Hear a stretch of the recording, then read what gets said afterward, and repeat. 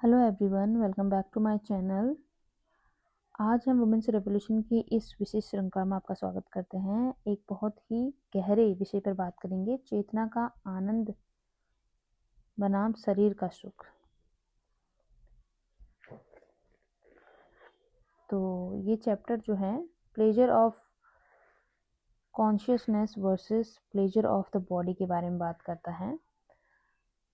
तो क्या आपने कभी सोचा है कि जब हम कोई अच्छा संगीत सुनते हैं या किसी गहरे सच को समझते हैं तो हमें जो खुशी मिलती है वह स्वादिष्ट खाने या आरामदेह बिस्तर से मिलने वाली खुशी से अलग क्यों होती है। आचार्य प्रशांत हमें इसी फर्क के बारे में विस्तार से समझा रहे हैं। शरीर और चेतना, द कोर कॉन्सेप्ट इसका ये बताते हैं वो आचार्य प्रशांत। शरीर के सुखों को हम जानते हैं, जैसे स्वाद, स्पर्श या आराम, ये 5 इंद्रियों से मिलते हैं। लेकिन चेतना का सुख, प्लेजर ऑफ कॉन्शियसनेस, कुछ और ही है।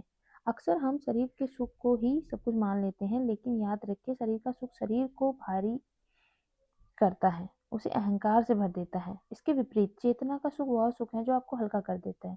जब मन में उलझने सुलझने लगे, जब संदेह, डाउट खत्म होने लगे और जब भीतर एक शांति छा जाए, वही असली चेतना का आनंद है।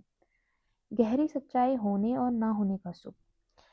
यहाँ एक बहुत ही सुंदर बात कही गई है। शरीर का सुख तब मिलता है जब आप महसूस करते हैं कि मैं हूँ, अहंकार।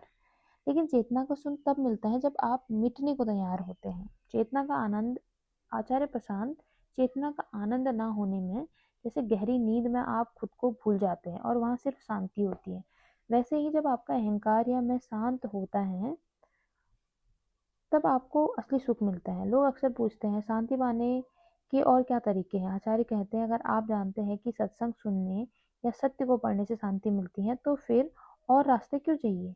इंसान की फितरत है कि उसे बहुत सारे विकल्प यानी ऑप्शन चाहिए, लेकिन सच तो यह है कि अगर आपके पास सत्य का तक पहुंचने का एक भी रास्ता है तो वही काफी है।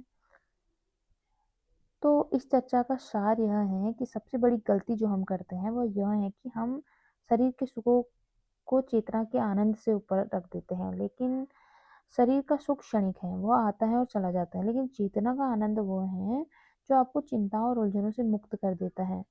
आचार्य प्रशांत कहते हैं, जो आपके पास है वही से शुरुआत करें, उसी पर टिके रहें। भविष्य की चिंता छोड़कर वर्तमान में देखें कि क्या आपकी चेतना वास्तव में शांत है। अगर आप एक रास्ते पर भी ईमानदारी से चलेंगे तो मंजिल मिल ही जाएगी।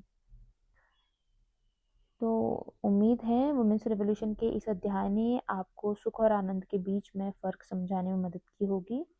अपने शरीर को सुख दें, लेकिन अपनी चेतना को आनंद देना ना भूलें। अगर आपको यह वीडियो पसंद आया तो इसे लाइक करें और उन लोगों के साथ शेयर करें जिन्हें इसकी ज़रूरत है। अगले अध्याय के लिए हमारे साथ बने रहें। धन्यवाद।